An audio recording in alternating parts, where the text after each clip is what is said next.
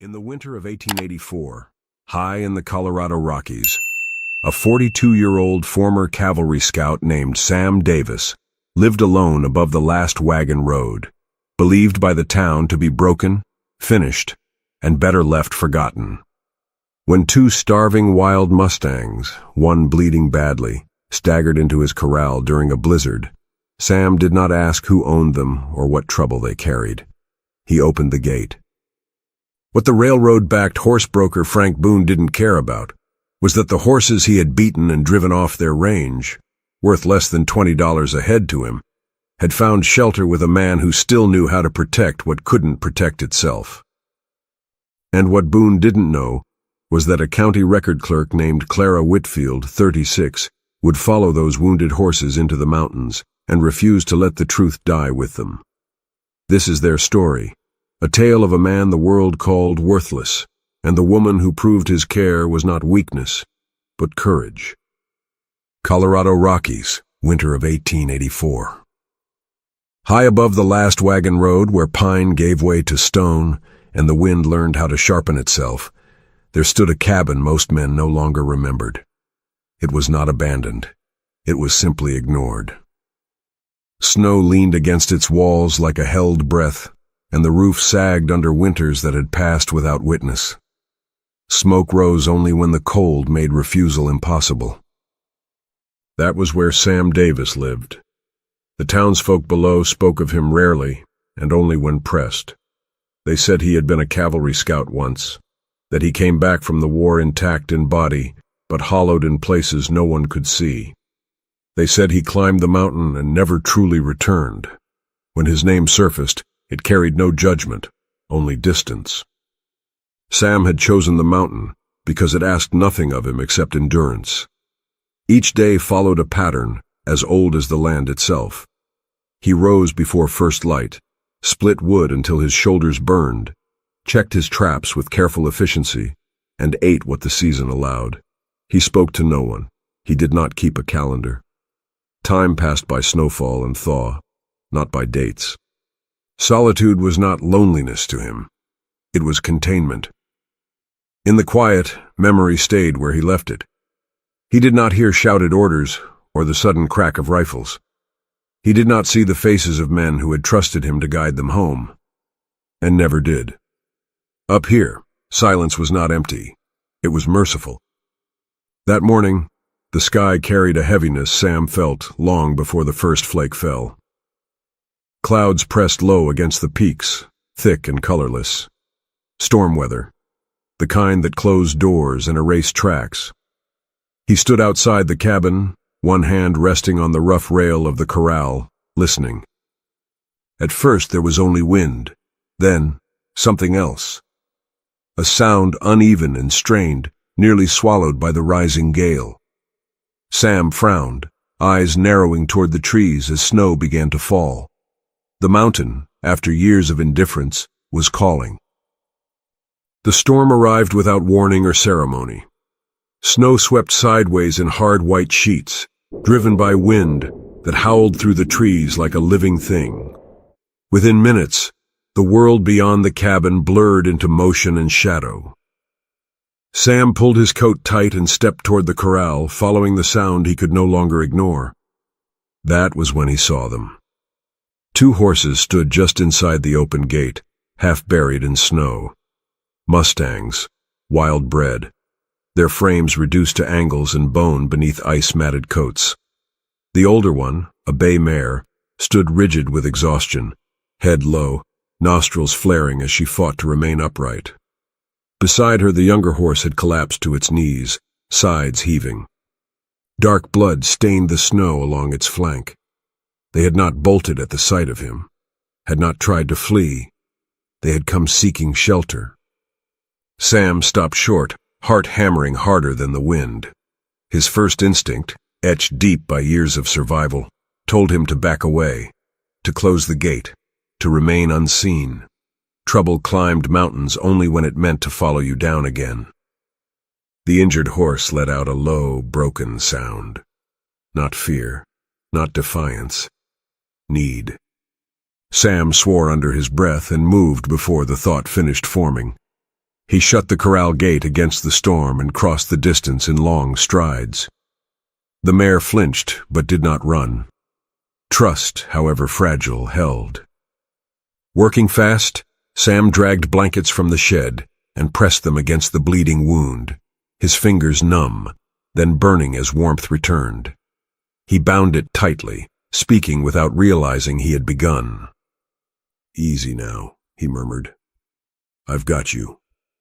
The Mustang watched him closely, dark eyes alert despite its exhaustion. By the time he finished, snow had already erased his tracks. The storm had sealed the decision for him. He led them into the lean shelter beside the cabin, packing hay meant for his own mule into the trough. The horses ate slowly at first, then desperately. That night, Sam did not sleep. He sat with his back to the stall wall, rifle across his knees, checking the wound by firelight as the blizzard raged. He stood watch as he once had, for others who could not stand alone. By morning, both horses were still breathing. Sam stared at them in the gray light and understood something with quiet certainty. By opening the gate, he had stepped back into the world. The storm did not leave quickly.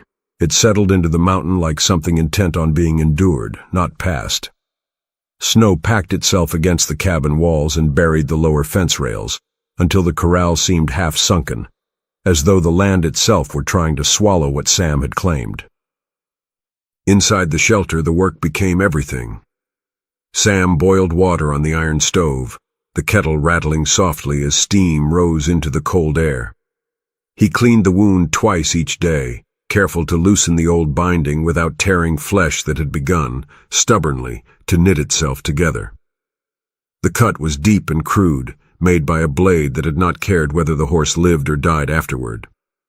He spoke little, but when he did, his voice was steady, measured, the way he once spoke to men who were afraid but could not afford to show it. "All right," he said quietly as the younger horse flinched. I know. The mare never left the shelter doorway. She watched every movement, every reach of his hands. When he stepped back, she stepped forward. When he approached again, she did not bolt. She had learned the rhythm of him, just as he had learned hers. At night, Sam sat awake with his back against the stall wall, wrapped in his coat, listening to the wind batter the mountain. He checked the bandage by lantern light, fed the fire sparingly. The rifle rested across his knees, not from expectation of violence, but from habit, from vigilance. Memory crept closer in those hours, the weight of responsibility, the silence before an order, the unspoken understanding that if he failed, others would pay for it. He had not realized how much he missed that clarity, how clean purpose felt compared to the shapeless ache of survival. On the third night, the injured horse shifted its weight and tried to rise. Its legs trembled, gave way, and it sank back down. But the effort itself struck Sam harder than any blow. A short, rough sound escaped him before he could stop it. A laugh. Not bitter, not hollow. Alive. "That's it," he said softly, bracing the animal's shoulder. "We'll get there." When dawn finally came, thin and pale, Sam stepped outside and drew in air that burned his lungs. Snow stretched untouched in every direction. The mountain had closed around him again, but this time he was not alone inside it. The days that followed brought a fragile calm. The storm broke at last, leaving behind a world scraped clean and blindingly bright. Sunlight reflected off the snow in hard, unforgiving angles, forcing Sam to squint as he carried water from the stream and hay from the loft. The cold remained, but it no longer felt hostile, only demanding. The injured horse stood on the 8th morning. It was not graceful. Its legs shook, and it leaned heavily against the stall rail, breath coming fast. But it stood. The mare nudged its shoulder, steady and insistent, as though lending strength through sheer will. Sam watched from the corral fence, arms folded tight against his chest.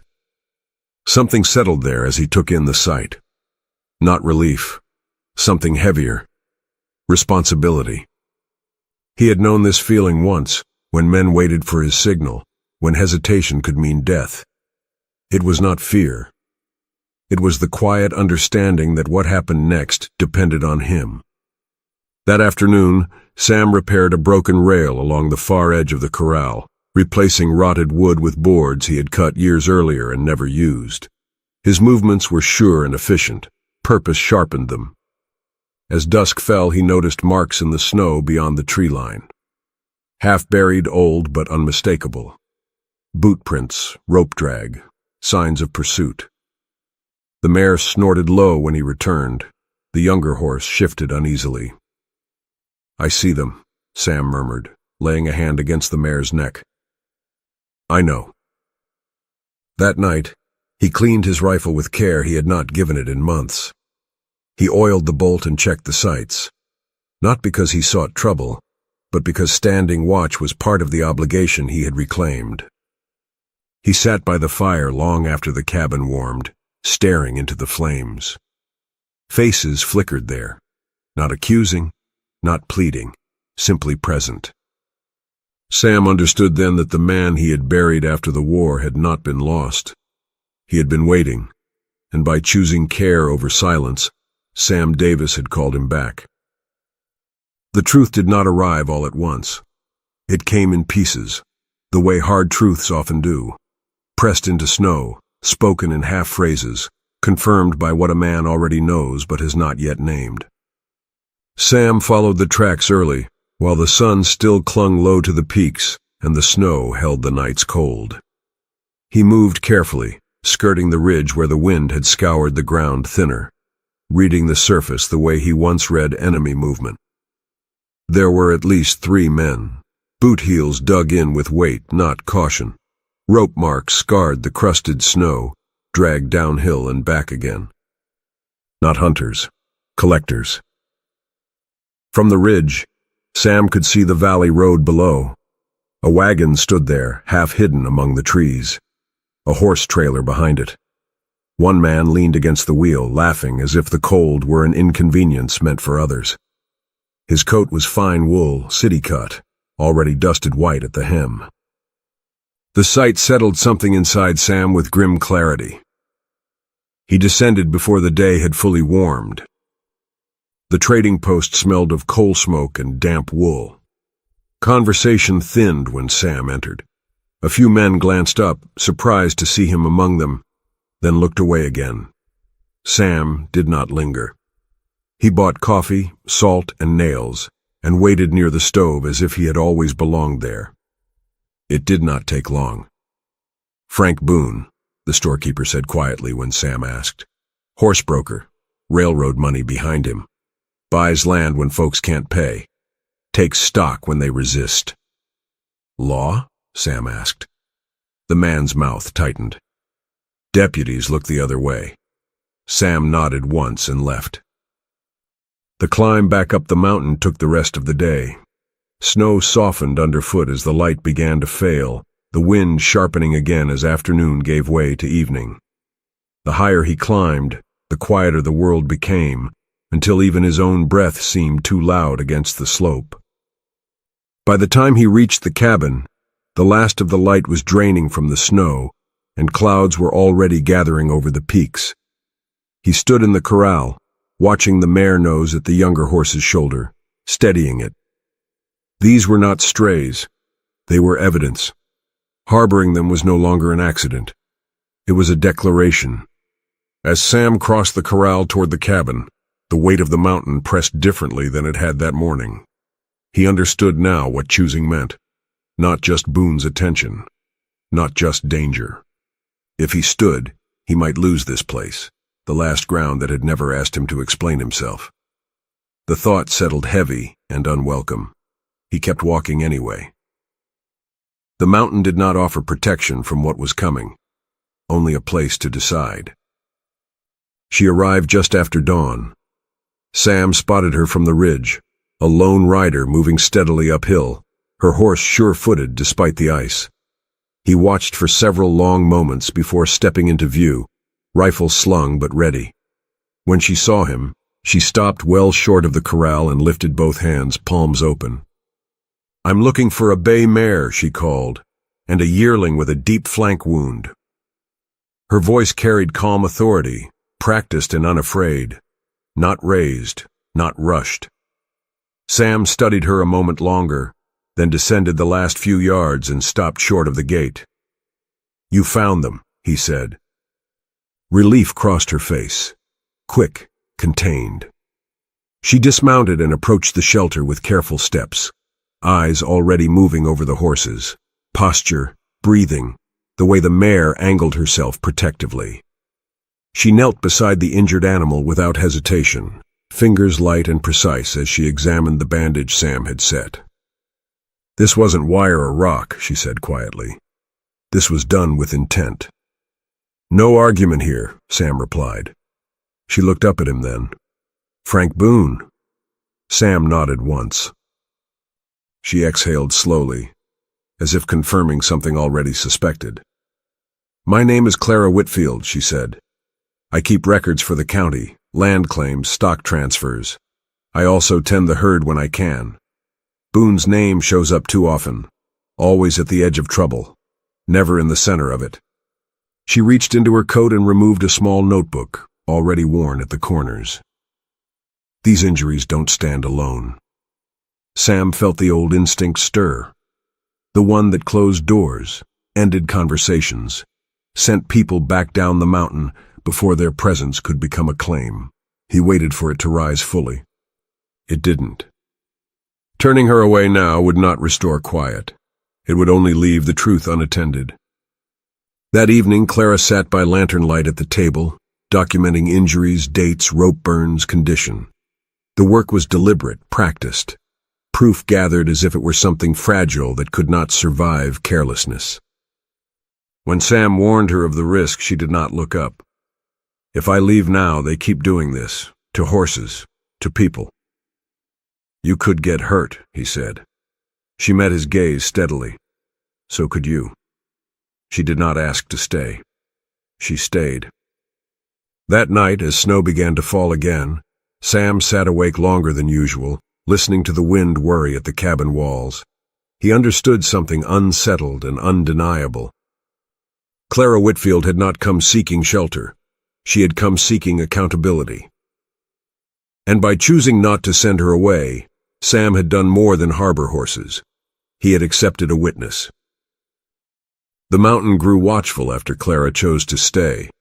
Sam felt it in the way sound carried farther, in how every snapped twig drew his eye to the tree line. Boone's men searched the lower ridges now, their presence marked by distant shouts and the dull echo of iron against rock. Sam moved the horses deeper into cover at night, leading them along narrow paths only he knew, paths learned long ago, when moving unseen had meant survival. Clara rode down to town when she could, careful not to draw notice. She returned each time with more scraps of truth, whispers from shopkeepers, a clerk willing to confirm Boone's accounts, a deputy who drank too much and spoke too freely. At night she spread her notes across the table and copied them neatly, methodical and unafraid. "You know they'll come," Sam said one evening, as firelight flickered against the cabin walls. "Yes," Clara replied simply. "That's why this matters." They shared the space without pretense, not as strangers, but not yet as lovers. There was no rush in it. Trust came first, built in quiet moments, in the passing of tools, in the way she learned the rhythm of his silences and did not push against them. One night snow fell gently, the kind that softened the world rather than erased it.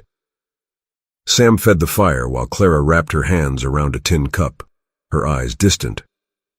"You don't talk about the war," she said, not accusing, observing.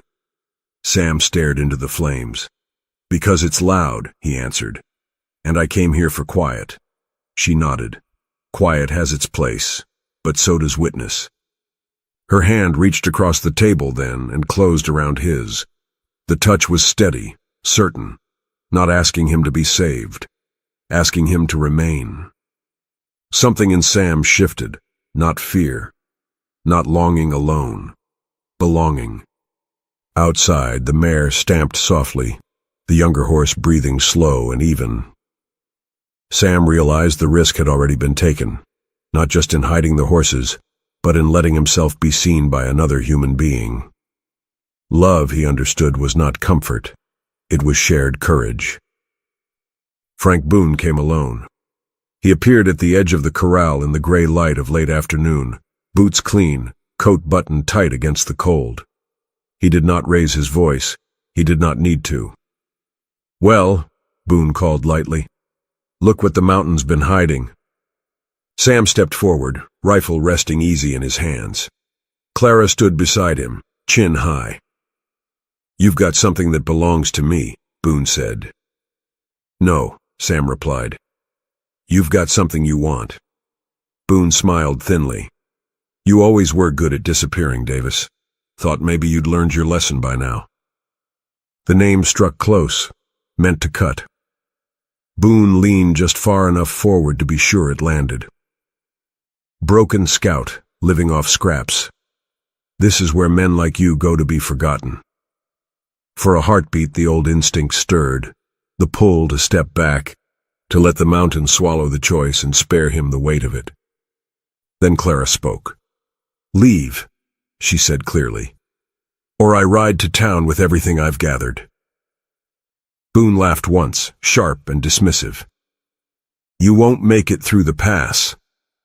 "I already have," she answered. The smile slid from Boone's face.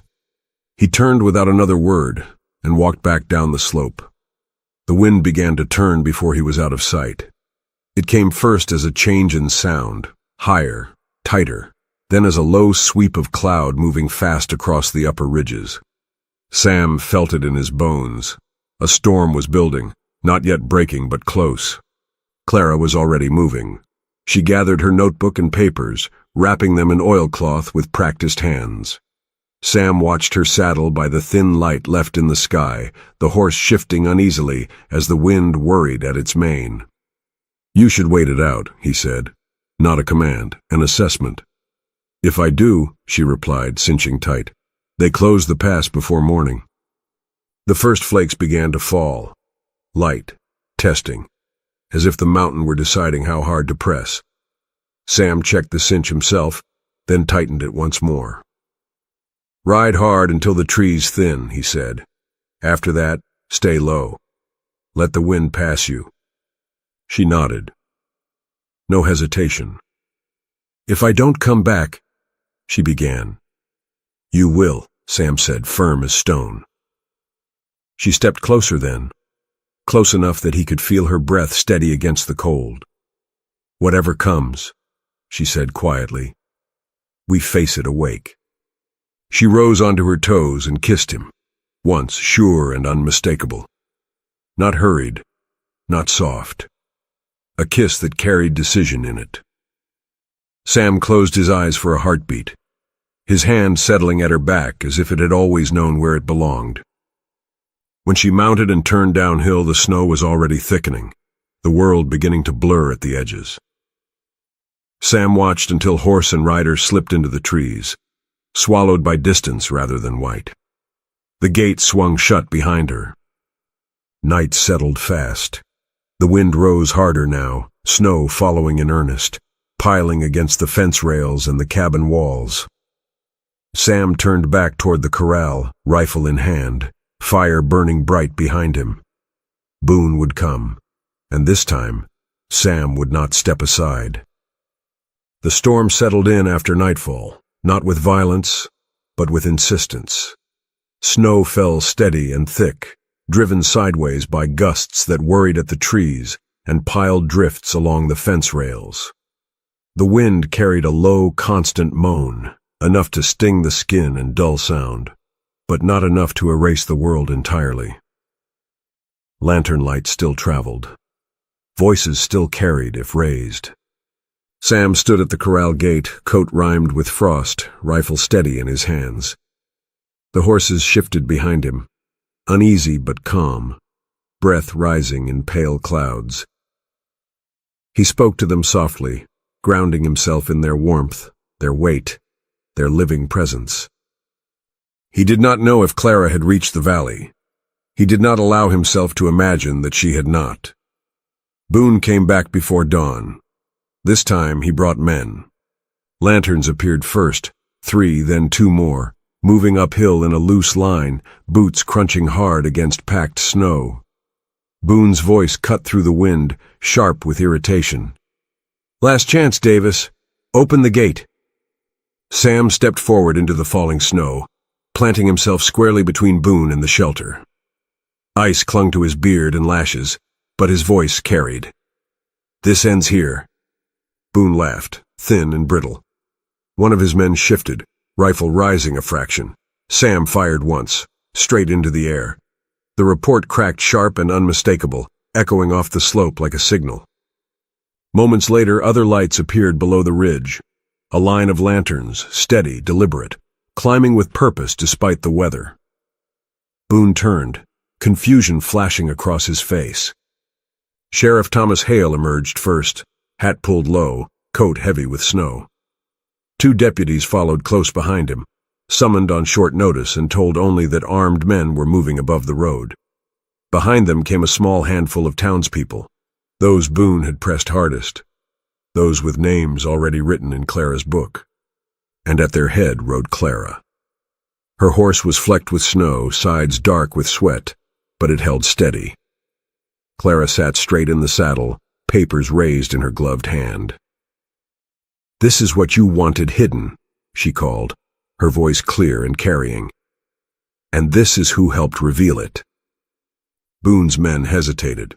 One lowered his rifle, another stepped back.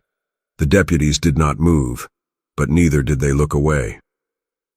Truth, once spoken aloud and witnessed, did not require force. The snow continued to fall, softening edges, quieting the mountain. But the fight was over.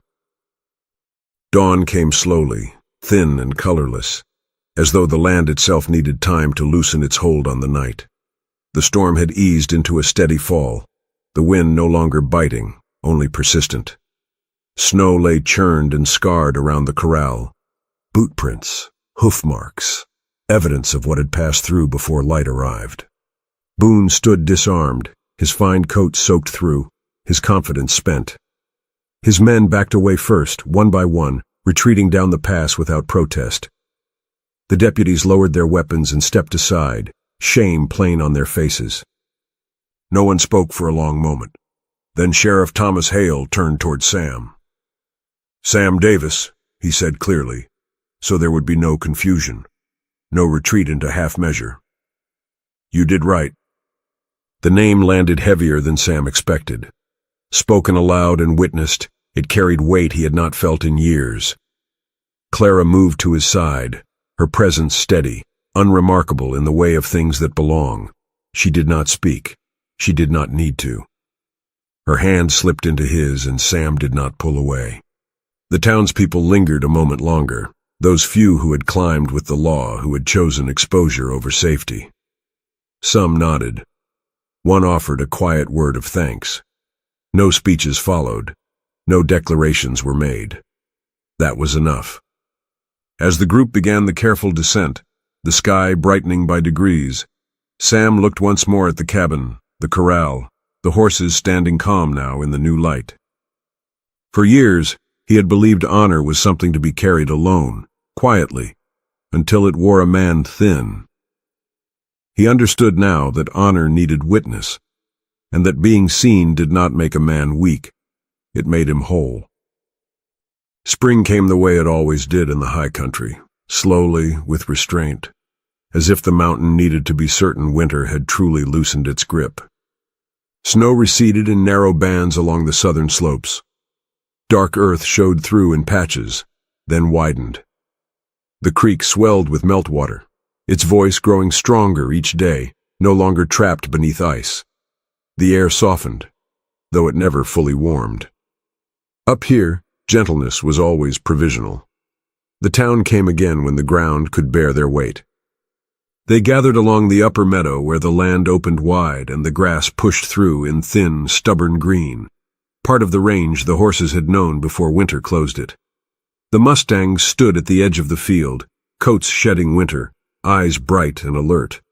The younger horse bore a scar along its flank now, clean, healed, unmistakable. Proof of survival. Clara stood beside Sam as the final gate was opened. No one rushed the moment. No speeches were made. The people eased back, giving the animals space, knowing better than to press what had never belonged to them. The mare stepped forward first, nostrils flaring as she tested the air. The younger horse followed, stronger now, surer. They did not bolt. They moved out together, slow at first, then faster, until they broke into a run across the open land, free, unclaimed, witnessed. A cheer rose then, unplanned and brief, carried by the open sky. Sam felt it settle into him, not pride, not triumph, but release. Sheriff Hale approached afterward, hat in hand. "The range needs a steward," he said. "Someone who knows it, someone who won't sell it cheap." Sam looked at Clara. She did not speak. She did not need to. Her hand rested lightly at his back, present, steady. "I'll do it," Sam said. Life changed, but it did not rush. Clara remained, not because she had nowhere else to go, but because she chose to stay. The cabin filled with ledgers and maps, with papers weighed down by stones and marked by careful hands. People came in ones and twos, quiet visits, measured conversations, records corrected, claims set straight. Evenings settled into shared work and long silences that did not press to be filled. Some nights Sam still stood outside and listened to the wind move through the trees. But it no longer spoke of hiding. It spoke of responsibility. The mountain had once held a ghost, a man who believed survival was enough. Now it held a home, and a man who had learned that standing firm, being seen, and choosing to remain were not risks to be avoided, but the truest forms of courage. You've been listening to an original fictional story written and visually adapted by B. Thank you for bearing witness to it.